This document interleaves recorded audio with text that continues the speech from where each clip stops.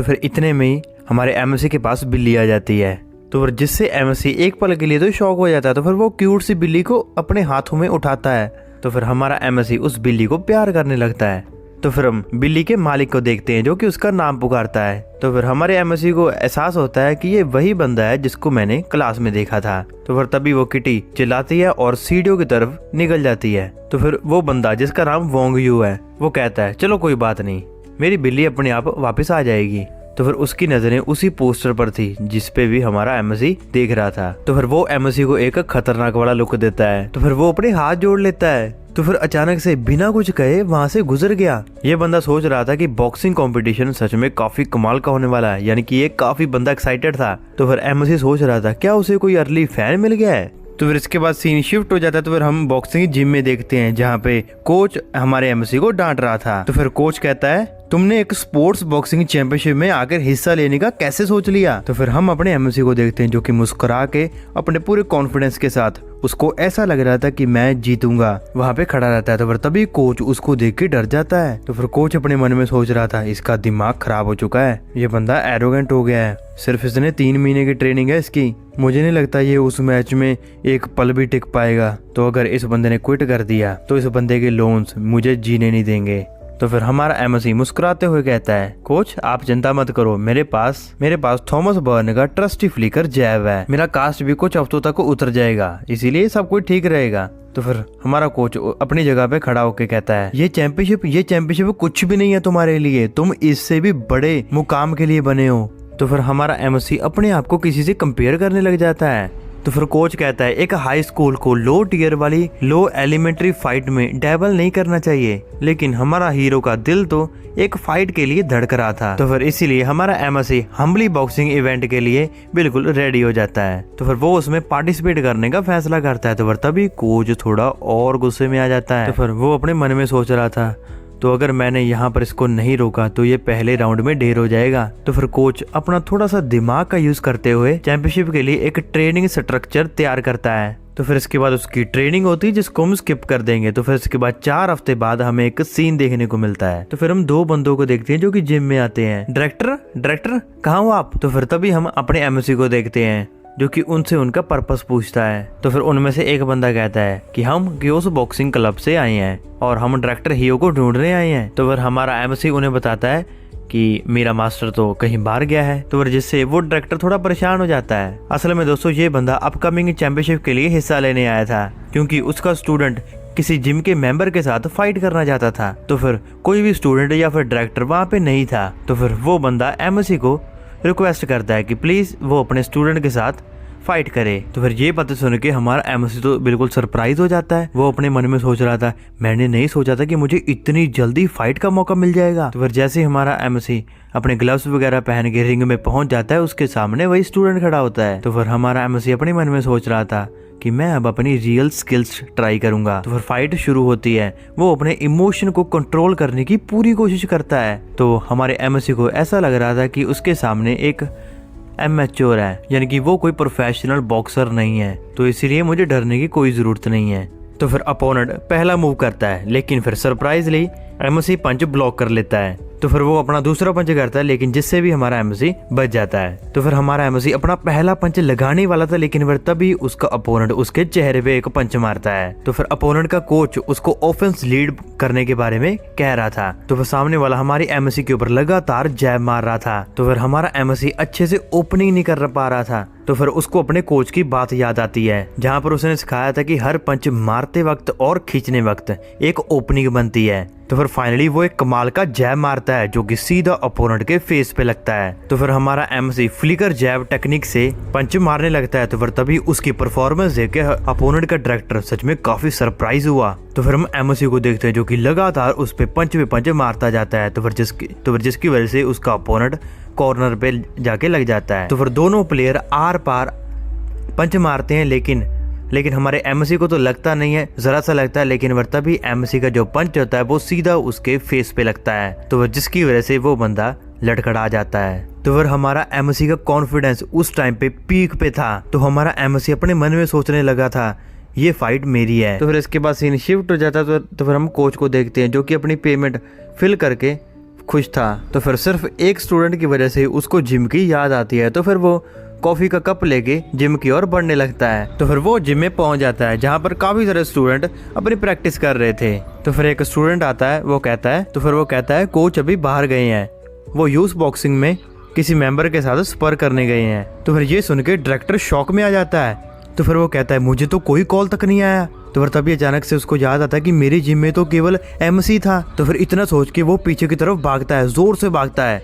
तो फिर हम देखते हैं वो दरवाजा खोलता है। तो फिर हम अपने हीरो को देखते हैं जो कि जमीन पे लेटा हुआ था, जिसके चेहरे पे इंजरीज थी। तो फिर हम स्मैन को देखते हैं जो कि उसकी हालत चेक करने आई थी रिंग में। तो फिर उसके फादर सीढ़ियां चढ़ते चढ़ते उसकी तरफ आते हैं। तो फिर वो देखता है हमारे एमसी को, जिसकी की आंखों से आंसू आ रहे थे, क्योंकि हमारा एमसी ये एक्सेप्ट कर चुका था कि बॉक्सिंग उसके बस की नहीं है। हम अपने कोच को देखते हैं जो कि काफी खतरे में था। उसको ऐसा लग रहा था कि अब मेरा पैसा खतरे में है। तो फिर कोच उसकी तरफ आता हुआ उसे कहता है इसको रोको, इसको रोको। तो फिर तभी वो अपनी बेटी स्मैन को ही पीछे फेंक देता है। तो फिर इसके बाद हम अगले ही सीन में देखते हैं हमारा एमसी कुर्सी पे बैठा होता है जहाँ पे स्मैन उसकी केयर कर रही होती है। तो फिर पीछे हम कोच को देखते हैं जो कि अपोनेंट के पुराने रिकॉर्ड्स को बता रहा था। तो फिर हमारा एमसी दर्द में थोड़ा चिल्लाता है। तो फिर तभी स्मैन कहती है, तो फिर स्मैन हैरान होती है और कहती है तुम्हारे फेस पे उसने ब्रूस कैसे कर दिया, जबकि तुमने तो हेड कैप पहना हुआ था। तो फिर स्मैन को इस तरह केयर करते हुए देख के हमारा एमसी थोड़ा शर्माने लग जाता है, उसकी दिल की घंटियां बजने लग जाती हैं। तो फिर स्मैन उसके पैरों पे नजर डालती है, जहाँ पर हम देखते हैं एमसी ने फेक नाइकी के शूज पहने हुए थे ताकि स्मैन इम्प्रेस हो सके। तो फिर स्मैन कहते शायद इसी वजह से तुम स्लिप हुए थे। तो फिर कोच तुरंत ही इस एक्सक्यूज को पकड़ लेता है। तो फिर वो उसके शूज पे ब्लेम डाल देता है। तो फिर कोच कहता है तुम्हारा इस तरह इस वाले मैच में रनिंग शूज पहना एक स्टूपिड है। तो फिर हम स्मैन को देखते हैं जो कि शूज की इम्पोर्टेंट के ऊपर लेक्चर दे रही थी। तो फिर हम कोच को देखते हैं जो कि एमसी को कहता है तुम्हारी हार का कारण सिर्फ और सिर्फ तुम्हारे शूज है। तो फिर स्मैन एक हेल्थ किट लेके आती हुई कहती है तो अगर एमसी अपने पैशन को सीरियस लेता है तो तुम्हें किसी अच्छे बॉक्सिंग शूज में इन्वेस्ट करना होगा, और हाँ मैं तुम्हारे साथ चल सकती हूँ तुम्हें शूज दिलवाने के लिए। तो फिर हमारा एमसी तो अपने ही ख्यालों में जा रहा था, वो तो इसको एक डेट मान रहा था। तो फिर हमारा एमसी अपने मन में इमेजिन कर रहा था कि वो और स्मैन एक अच्छे एक्सपेंसिव शूज सिलेक्ट कर रहे हैं और अपना टाइम स्पेंड कर रहे हैं और खुश हैं। तो फिर जैसे स्मैन वहां से जाने लगती है तो फिर तभी एमसी उसे पुकारता है और कहता है मुझे शूज कब लेने चाहिए। तो फिर तभी कोच उसका शोल्डर पकड़ लेता है। तो फिर वो एक स्माइल करता है और एक पोस्टर लेके आता है जहाँ पे काफी सारे शूज का स्टैश था। तो फिर वो कोच ऐसे एक्ट करता है जैसे उसको कोई प्रॉफिट नहीं होगा, लेकिन हमारा एमसी तो स्मैन के साथ खुद जाना चाहता था और उसके साथ टाइम स्पेंड करना चाहता था। तो फिर इसीलिए वो उसको मना कर देता है, कोच को मना कर देता है। तो फिर कोच अपनी बेटी को बुलाता है, स्मैन प्लीज एमसी के लिए शूज सिलेक्ट कर ले। तो फिर स्मैन उस पर नजर डालती है और 9900 वाला ब्लैक कलर का शूज सिलेक्ट करती है। तो फिर कोच उसको बढ़ा चढ़ा के मार्केट का प्राइस बता के उसको अपनी तरफ से ये बूट सेल कर देता है। तो फिर बाद में हमारा एमसी जब शूज के स्टोर पहुंचता है तो फिर वो देखता है वो सेम शूज का प्राइस 68,000 था। तो फिर वो इतना देख के बहुत ही ज्यादा गुस्से में आ जाता है। तो फिर अगले ही दिन हम एमसी को जिम में देखते हैं जो कि अपने नए शूज पहन के आया था और उसको आज काफी कंफर्टेबली लग रहा था। तो फिर कुछ लाइट जंप्स ट्राई करते हुए उसको काफी हल्का महसूस होता है। तो फिर हम स्मैन को देखते हैं जो कि स्पार करने में मूड में थी। तो फिर स्मैन अपने अपोनेंट के साथ रिंग में उतरती है। तो उसका अपोनेंट एक लड़का था जो कि अपने आप को लड़कियों के ऊपर हाथ ना उठाने का जेंटलमैन समझता था। तो फिर हम अपने एमसी को देखते हैं जो कि गुस्से से उस शख्स को देख रहा था क्योंकि वो स्मैन को अंडर एस्टिमेट कर रहा था। तो फिर हमारा एमसी अपनी क्रश को पहली बार फाइट करता हुआ देख के काफी एक्साइटेड था। तो फिर स्मैन पहला पंच ब्लॉक कर देती है लेकिन दूसरे पंच से वो नहीं बच पाती। तो फिर उसका अपोनेंट लगातार स्मैन के ऊपर पंच पे पंच मारता जाता है। तो फिर जिसकी वजह से हमारा एमसी भी थोड़ा डर जाता है। तो फिर पीछे खड़ा कोच एमसी को कहता है इसको ध्यान से देखो, तुम्हें कुछ नया सीखने को मिलेगा। तो फिर जैसे अपोनेंट अपना एक फाइनल पंच देने लगता है लेकिन फिर तभी स्मैन तो अपनी पोजीशन को बदलती है। तो फिर उसका पंच अपोनेंट के रिब्स पे जाके लगता है। वो पंच इतना जोर से लगा कि एक पल के लिए तो उसका अपोनेंट हवा में था। तो हमारा एमसी ये देख के तो शॉक रह गया। मैच खत्म हो जाता है सिर्फ एक सिंगल हिट से। तो फिर स्मैन हेड गियर उतारती है, बाल झड़कती है और हमेशा की तरह कमाल की लगती है। तो फिर उसके पापा टू हार्ड जाने के लिए उसको स्कॉल्ड करते हैं। लेकिन हम अपने एमएससी को देखते हैं जो कि अपने हाथ जोड़ के अपने कोच को कह रहा था, प्लीज आप मुझे ये सिखा दो। तो फिर कोच बताता है इस टेक्निक का बेस है स्टेप मूवमेंट, जो कि अपोनेंट के अटैक को डॉज करने और काउंटर टाइमिंग को पकड़ने में मदद करता है। तो अगर ये मूव सही टाइम पे किया जाए तो अपोनेंट उठ जाता है। तो फिर हमारा एमएससी अपने मन में सोच रहा था, अपनी वो गलती पहचान पा रहा था, क्योंकि उसको लगता है कि उसका अपोनेंट बार बार एक ही टेक्निक को यूज करके डॉज कर रहा था। तो फिर कोच उसे स्लिप बैंग टेक्निक कह के इसको पुकारता है। तो फिर हमारा एमएससी इस टेक्निक के ऊपर 1 महीना काम करता है, ट्रेनिंग लेता है। तो फिर जब एमएससी का पंच मारने के बाद कोच का हाथ कांपता है, तब उसे ये एहसास होता है कि अब ये रेडी हो चुका है। सिर्फ 3 दिन बचे थे उसका ऑफिशियल मैच के लिए। तो फिर कोच उसे थोड़ा शावर लेने के लिए कहते हैं। तो फिर वो कोच अपने फोन में बिजी हो जाता है। तो फिर शावर सीन में स्मैन रूम साफ करने आती है। कोच फोन में डूबा हुआ है तो इसीलिए उसका ध्यान नहीं जाता। तो हमारा एमएससी टॉवल में लिपटा हुआ था, बिल्कुल रेडी था। तो फिर तभी दरवाजा खुलता है। तो फिर दोनों एक दूसरे की तरफ देखते हैं। तो फिर तुरंत ही स्मैन दरवाजा बंद कर देती है और उसे जल्दी करने को कहती है। तो फिर हम एमएससी को देखते हैं जो कि थोड़ा शर्माने लग जाता है। तो फिर हम कोच को देखते हैं जो कि अपनी हार पे बिल्कुल चिल्ला रहा था। उसको पता भी नहीं चला कि उसकी बेटी उसके सामने खड़ी है। तो फिर स्मैन थोड़ी गुस्से में आ जाती है, तो वो थोड़ी फ्रस्ट्रेट थी। तो फिर वो गुस्से से वो साफ सफाई वाला काम वो अपने पापा को कहते हुए वहां से निकल जाती है। तो फिर हम रात का सीन देखते हैं जहाँ पे हमारी स्मैन और एमएससी दोनों एक वॉक पे निकलते हैं। तो फिर हमारा एमएससी अपने मन में सोच रहा था कि वो काफी टाइम के बाद ऐसे बाहर निकले हैं। तो फिर हमारा एमएससी स्मैन को पहले बोलने देता है। तो फिर तभी स्मैन कहती है, तुम अपनी बॉडी का ध्यान रखो। तो फिर एमएससी कहता है, हाँ बिल्कुल, और जो तुमने शूज दिए थे वो सच में काफी कंफर्टेबली हैं। तो फिर स्मैन भी इस बात पे एग्री करती है। तो फिर तभी वो दोनों चुपचाप वहां से यानी कि वॉक करते हैं। तो जैसे ही वो आगे बढ़ते जाते हैं तो तभी वो वही जो गैंग लीडर होता है वो स्कूल का जो जिसका नाम क्यों होता है वो हमें देखता है, जो कि पता नहीं क्या कर रहे थे। तो फिर उसकी गैंग मस्ती कर रही थी। तो फिर तभी